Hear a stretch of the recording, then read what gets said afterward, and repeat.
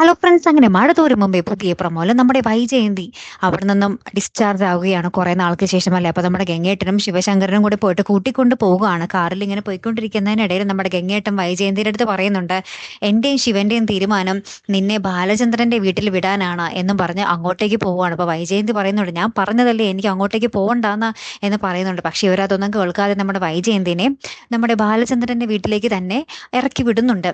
അവിടെ ചെല്ലുമ്പോൾ നമ്മുടെ അലീനയെ ആയിരിക്കും നമ്മുടെ വൈജയന്തി ആദ്യം കാണുന്നത്. അലീനെ ഇങ്ങനെ കണ്ണൂരിട്ട് പേടിപ്പിക്കുന്നൊക്കെ ഉണ്ട്. എന്നിട്ട് നമ്മുടെ വൈജയന്തി പറയുന്നുണ്ട്, ഞാനിവിടെ എനിക്ക് ഇങ്ങോട്ടേക്ക് വരാൻ ഒരു മടിയുമില്ല, പക്ഷെ ഞാൻ ഒരൊറ്റ കണ്ടീഷൻ വെച്ചോളൂ, അവൾ അവിടെ പാടില്ല എന്നുള്ളത്. അതുപോലെ നിങ്ങൾക്ക് കേൾക്കാൻ പറ്റുന്നില്ലല്ലോ എന്നൊക്കെ ആരോടൊക്കെയോ പറയുന്നുണ്ട്.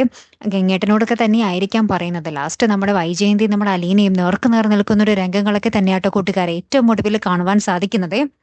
വൈജയന്തിയാണ് അലീനയെ കണ്ടപ്പോൾ മുതലിങ്ങനെ കണ്ണു തുറപ്പിച്ച് നോക്കാൻ തുടങ്ങിയതാണേ. ഇനി അവിടെ എന്തൊക്കെ പുകില് സംഭവിക്കും, ബാലചന്ദ്രനും വൈജയന്തിയും കൂടെ കാണുമ്പോൾ എന്തൊക്കെയാകും നടക്കാൻ പോകുന്നത്, ഒരു പിടിയില്ലാട്ടോ. എന്തായാലും കാത്തിരുന്ന് തന്നെ കാണാം. അപ്പൊ അടുത്തൊരു വീഡിയോ വരുന്നത് വരയ്ക്കും ഗുഡ് ബൈ.